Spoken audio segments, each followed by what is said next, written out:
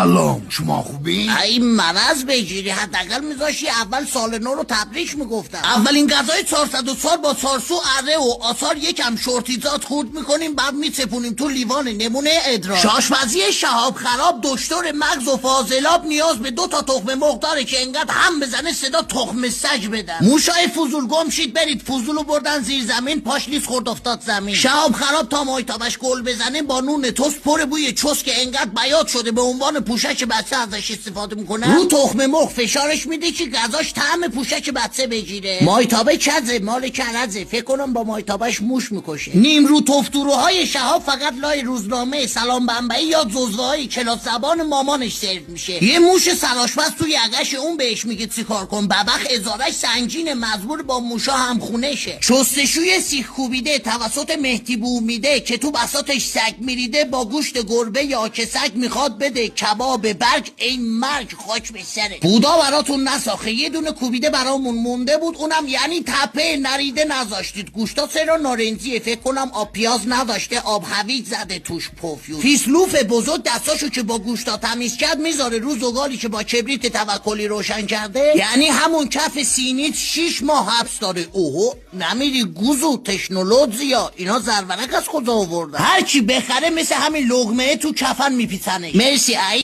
اینجا اینجا مغازه پرورش موش نیست، بلکه یک غذاخوری در انبعی. صاحب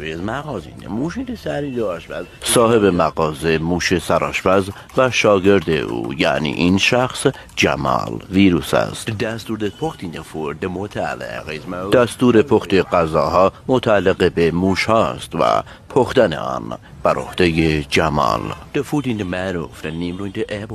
این غذا به نیمروی ابولا معروف است و قبل از صرف آن نوشتن وصیت‌نامه توصیه می شود.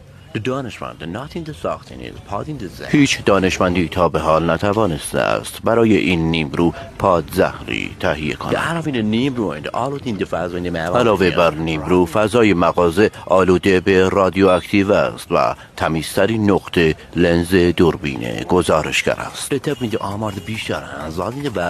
طبق آمارهای به دست آمده ویروس ها در این مکان بیشترین زاد و ولد را دارند. اولین لقمه از این نیمرو میتواند یک انسان بالغ را به مانند ماهیتابه جمال مچاله کند. مصر نز